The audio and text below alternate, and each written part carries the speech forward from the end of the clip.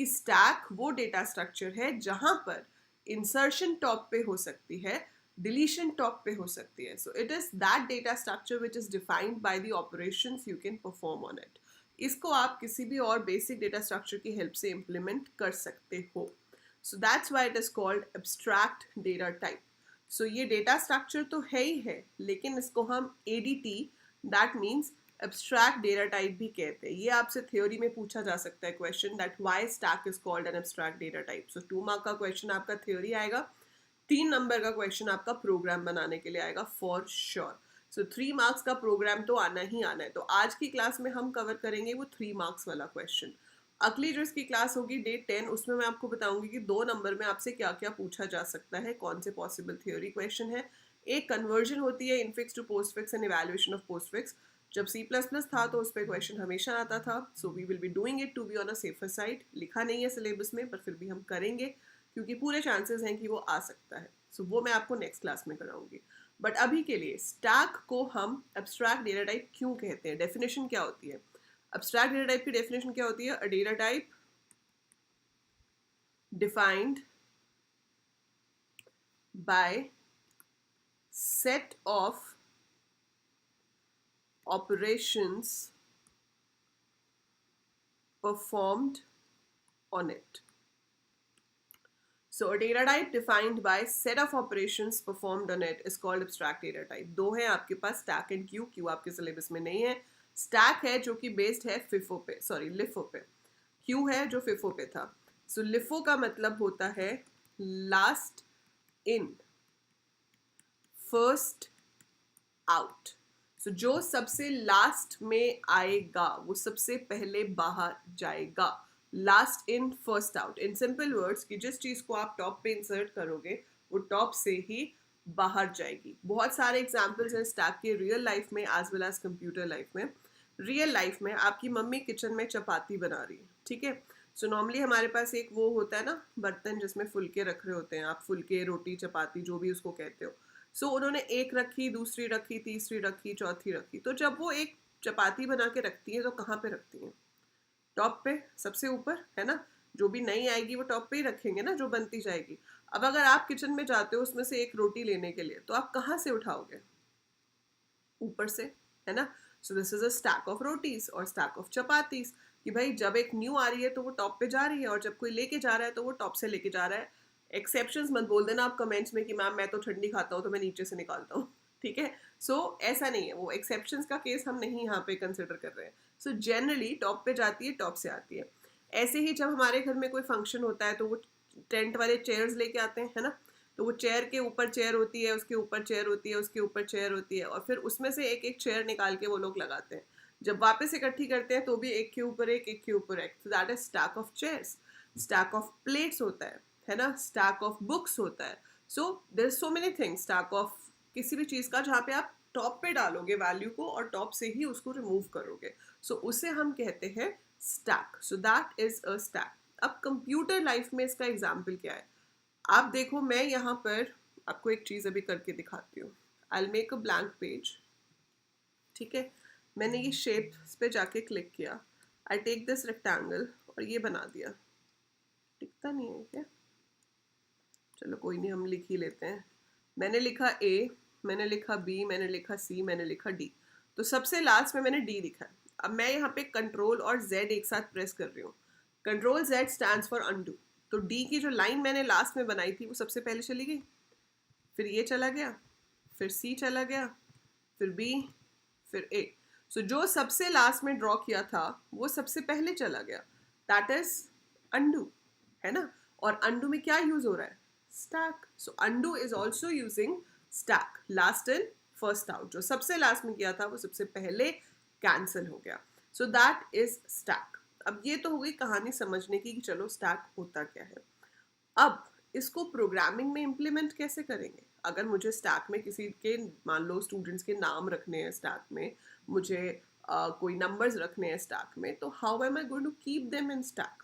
तो उसके लिए हम हेल्प लेते हैं एक डेटा स्ट्रक्चर की जिसका नाम है लिस्ट. तो हम यहाँ पर स्टैक इम्प्लीमेंटेशन करेंगे with the help of list in Python. So stack implementation किसकी हेल्प से होगी? Using list in Python. अब जब आपको एक लिस्ट के अंदर एलिमेंट ऐड करना होता है ना, ये लिस्ट है आपके पास, if you have to add an element at the end, यहाँ पीछे ऐड करना है, तो कौन सा फंक्शन यूज होता है? कमेंट्स में लिख के बताओ फटाफट। Which function is use if you have to add an element at the end of the list? जल्दी से बताएंगे।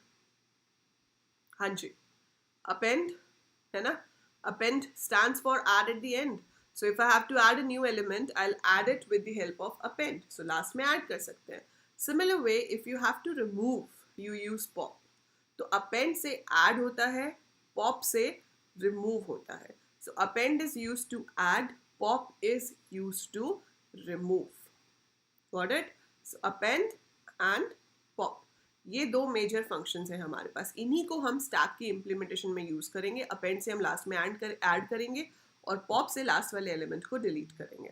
तो चलिए बनाना शुरू करते हैं. पहले एक बार मैं आपको लिख के दिखाती हूँ, फिर मैं आपको पाइथन में प्रोग्राम बना के दिखाऊंगी. सो सबसे पहले आप किसी भी चीज़ का स्टैक ले लो. मान लो मुझे स्टैक ऑफ स्टूडेंट्स लेना है, तो मैंने यहाँ पर क्या किया, एक स्टैक ले लिया, नाम दे दिया स्टूडेंट्स, और इसको ऐसे खाली स्क्वायर ब्रैकेट दे के छोड़ दिया. दो फंक्शंस आपको हमेशा बनाने होते हैं, पुश या पॉप. अगर क्वेश्चन पेपर में कुछ और नाम लिखा हुआ है तो आप वो नाम लोगे, नहीं लिखा हुआ है तो आप पुश नाम ले सकते हो. सो पुश का मतलब है adding an element at the top of the stack. So हमारे पास कुछ ऑपरेशंस हैं जैसे कि पुश, पुश मतलब adding at the top, pop मतलब रिमूविंग फ्रॉम द टॉप. एक होता है पीप, पीप मतलब ऐसे होता है ना, पीपिंग करना, झांकना. तो आप सिर्फ टॉप मोस्ट एलिमेंट को झांक के देख रहे हो कि टॉप पे पड़ा क्या है, डिलीट नहीं कर रहे हो उसको, सिर्फ देख रहे हैं. अच्छा अच्छा ये पड़ा है, ओके ठीक है. So that is pop. जैसे हमारे पास मान लो टीचर के पास क्वेश्चन पेपर्स हैं, या जब टीचर पेपर चेक करके लेके आती है तो डेस्क पे पड़े होते हैं ना सारी आंसर शीट्स, तो आप ऐसे करके देखते हो कि सबसे ऊपर किसकी पड़ी है. That is peep, but you are not taking that answer sheet, है ना. So that is peep. अगर आप एक खाली स्टैक में से कुछ डिलीट करने की कोशिश करते हो तो उसे अंडरफ्लो कहते हैं. अगर एक स्टैक भरा हुआ है, वैसे तो पाइथन में स्टैक कभी भरा हुआ होता नहीं है क्योंकि लिस्ट में हम जितने मर्जी एलिमेंट्स ऐड कर सकते हैं. पर अगर कभी आपका फिक्स साइज वाला स्टैक हो, जैसे बोला है कि 10 से ज़्यादा एलिमेंट स्टैक में नहीं हो सकते, अब 10 अगर उसमें ऑलरेडी है, मैं 11वां ऐड करना चाहूँगी तो वो ओवरफ्लो हो जाएगा, है ना. जगह ही नहीं है तो और कैसे ऐड कर सकते हैं. So that will be overflow. But चलिए, डेफ पुश, यहाँ पर आप अपनी लिस्ट रिसीव करेंगे जो आपने स्टैक के लिए ली है, दैट इज स्टूडेंट्स. अब दो तरह से बन सकता है. एक, जिस वैल्यू को आप इंसर्ट करना चाहते हो स्टैक में, वो आप यहाँ पे कॉमा दे के रिसीव कर लो. दूसरा, आप उसके फंक्शन के अंदर ही यूजर से पूछ लो. यहाँ पे मैं आपको पहले दिखाती हूँ यूजर से कैसे पूछना है. सो डेफ पुश स्टूडेंट्स, यहाँ पर मैंने स्टूडेंट का नाम पूछ लिया यूजर से कि भाई जिस स्टूडेंट को ऐड करना है स्टैक में उसका नाम बताओ. सो एंटर स्टूडेंट्स नेम. ठीक है, सो ये आ गया और बहुत ही सिंपल है. एक ही लाइन लिखनी है इसके अंदर, कोई बहुत बड़ा काम नहीं है. और चाहे ये चीज़ चेंज हो जाए, स्टूडेंट की जगह बुक हो जाए, एम्प्लॉय हो जाए, प्रोडक्ट हो जाए, बट आपका कोड जो है पुश पॉप का वो ऑलमोस्ट सेम रहता है. तो इसमें क्या लिखना है, स्टैक का नाम डॉट अपेंड, जिस वैल्यू को ऐड करना है उसका नाम. So students dot append name, students dot append name लिखने से इसमें ये ऐड हो जाएगा. ठीक है जी. अब इसके बाद है पॉप. पॉप का कोड भी ऑलमोस्ट सेम रहता है हमेशा. आपने स्टूडेंट्स लिखा, पहली चीज़ जो मैं चेक करूँगी कि अगर तो मेरा स्टैक खाली है. If length of students is 0, मतलब कुछ है ही नहीं डिलीट करने के लिए, कुछ डिलीट करने के लिए नहीं है. सो वी शुड राइट कि stack is empty, it is an underflow situation. अगर स्टैक एम्प्टी है तो ठीक है जी, अंडरफ्लो है, कुछ कर ही नहीं सकते. अगर खाली नहीं है तो आप इसमें से पॉप करा देंगे. तो आप क्या लिख सकते हो, कुछ भी नाम दे दो, मैंने वैल दे दिया, you can give whatever you want. So val is equal to students dot pop. उससे जो टॉप मोस्ट एलिमेंट है वो डिलीट होके इधर आ जाएगा. और फिर आप उस डिलीटेड वैल्यू को या तो रिटर्न कर सकते हो, अगेन आपकी मर्जी है. सो या तो आप उसको रिटर्न कर दो जो भी डिलीट हुआ है, या आप उसको यहाँ पर ही प्रिंट करा दो कि डिलीटेड वैल्यू इज वैल. ठीक है. So one option is this. हम इस तरह से बना सकते हैं कि हमने इनपुट भी यहीं कराया, प्रिंट भी यहीं कराया. This is push and pop up. मैं आपको इसका एक एग्जांपल रन करके दिखाती हूँ. सो ये मेरा पाइथन है, ये दूसरा वाला एग्जांपल है, ये मैं आपको बाद में दिखाऊंगी. दैट इज, अभी हम यहाँ से ओपन करते हैं ये. ठीक है. सो अब आप ये कोड देख रहे हो. इस कोड में क्या है, this is I am implementing a stack with the help of list. ठीक है. मैं बुक्स का स्टैक बना रही हूँ, मुझे क्वेश्चन पेपर में कहा गया है 3 नंबर का क्वेश्चन आता है, आपको कहा गया है कि आपको बुक्स का स्टैक बनाना है, तो पुश पॉप डिस्प्ले बना के दिखाओ। तो मैंने बुक नाम का स्टैक ले लिया, इनिशियली एम्प्टी है, पुश बनाया बिल्कुल उसके जैसा ही है जो मैंने अभी आपको दिखाया था, है ना। टाइटल में आपने बुक का टाइटल पूछ लिया, उसको अपेंड कर लिया। फिर आपने बनाया पॉप। पॉप में अगर लेंथ ऑफ बुक 0 है तो it is underflow, else book dot pop करके हमने उसको प्रिंट करा दिया। डिस्प्ले में हमें उल्टे ऑर्डर में प्रिंट कराना होता है, ऊपर से नीचे। तो जितनी भी लेंथ है, मान लो अगर लेंथ 5 है तो आप 4 से प्रिंट करना शुरू करोगे, है ना। If the length is 5 you will start printing from 4। तो सबसे पहले 4 वाला, फिर 3 वाला, फिर 2 वाला, फिर 1, फिर 0। सो एक एक करके हम सबको प्रिंट करते चले गए। देन हमने एक मेन्यू ड्रिवन प्रोग्राम बना लिया कि वाइल ट्रू मतलब इनफाइनाइट लूप, कभी रुकेगा ही नहीं। पूछेगा कि भाई ऐड करना है, रिमूव करना है, डिस्प्ले करना है या क्विट करना है। अगर 1 प्रेस करता है तो मैं पुश कॉल करती हूँ, अगर 2 प्रेस करता है तो मैं पॉप कॉल करती हूँ, और अगर 3 प्रेस करता है तो मैं डिस्प्ले कॉल करती हूँ। अब मैं इसको रन करके दिखाती हूँ आपको।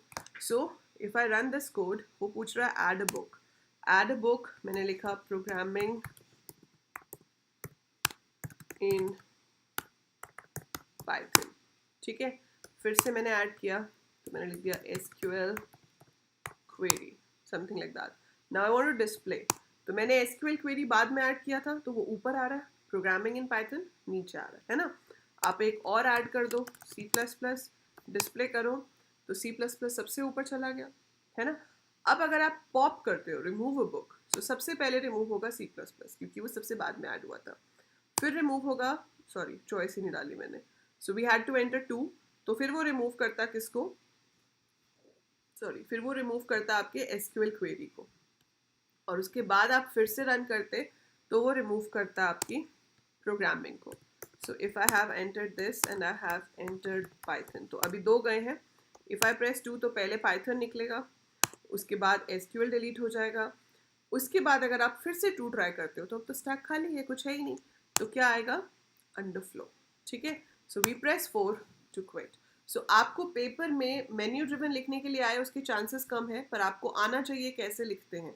तो ये पूरा प्रोग्राम है, इसको आप अपनी नोटबुक में लिख लीजिए, ठीक है। अपनी नोटबुक में लिख लो, चाहे स्टूडेंट हो चाहे बुक हो, कुछ भी हो, इसी तरीके से आप पुश और पॉप ऑपरेशन परफॉर्म करते हो। कभी कभी आपको कह देते हैं कि भाई बुक का नाम और ऑथर का नाम दोनों लेने हैं, and they should be stored as a dictionary और as a list in the stack. तो कोई ज़्यादा बड़ा चेंज नहीं है, इसी में एक ऑथर और ऐड कर दोगे। Author is equal to input, enter author name, ठीक है।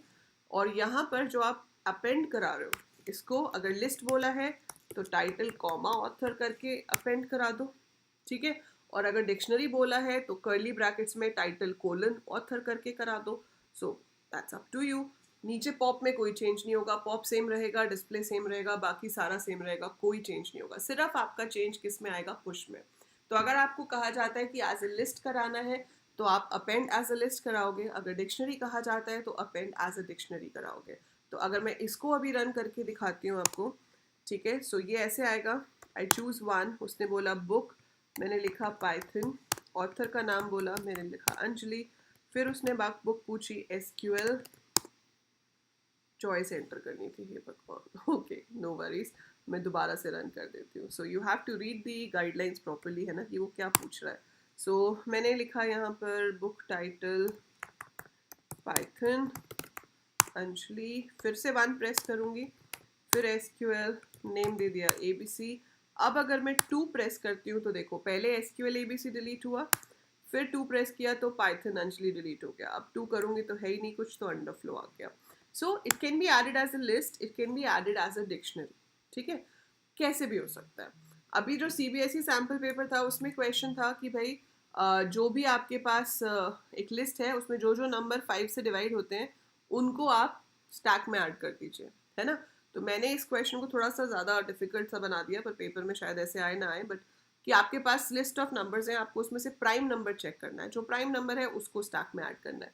तो ये वो दूसरा केस है जो मैं आपको बता रही थी, कि आपको यहाँ पे जिस नंबर को ऐड करना है वो भी यहाँ रिसीव करना पड़ेगा। सो आप रिसीव कर रहे हो उस नंबर को यहाँ पे, तो यहाँ इनपुट वाली लाइन नहीं आएगी, यहीं पर हम जो भी हमने रिसीव किया उसी को अपेंड करा देंगे। सो हमने नम नाम का स्टैक लिया, जो नंबर आया उसको अपेंड करा दिया। पॉप का कहानी बिल्कुल सेम है, सेम कोड है, पॉप में कोई फर्क नहीं आएगा। ठीक है, पॉप में कभी चेंज नहीं आता। पॉप तो मतलब आंखें बंद करके एक कोड याद किया हुआ है वो लिखा हो, कोई फर्क नहीं पड़ता। अब प्राइम नंबर है तो मैंने ये अलग फंक्शन बनाया जो चेक कर रहा है कि नंबर प्राइम है या नहीं। अब नीचे ये एक लूप है जो कि स्टैक में एलिमेंट्स को ऐड कर रहा है, तो ये 2 से लेके 100 तक चलेगा, चेक करेगा अगर नंबर तो प्राइम है तो उसको स्टैक में पुश कर दो, तो स्टैक में पुश हो जाएगा। ये जब खत्म हो जाएगा तो while length of num is greater than 0, जब तक स्टैक में एलिमेंट्स हैं उनको पॉप कराते रहो, उनको पॉप कर करके प्रिंट करता रहेगा। तो जब आप इसको रन करोगे आप देखोगे ये सारे प्राइम नंबर्स आ गए हैं मेरे पास 1 से लेके 100 के बीच में। ठीक है, so that is how we can do this. So इस तरीके से आपको प्रोग्राम लिखना होता है। अब आपको पेपर में 3 मार्क्स का क्वेश्चन आता है। ठीक है, इस 3 मार्क्स वाले क्वेश्चन की प्रैक्टिस मैं आपको बहुत बहुत बहुत कराने वाली हूँ। ये तो मैंने आपको सैंपल दिखा दिया कोड लिखते कैसे हैं। ठीक है, अब ये जो 3 मार्क का प्रोग्राम है इसकी बहुत प्रैक्टिस होने वाली है। क्यों? क्योंकि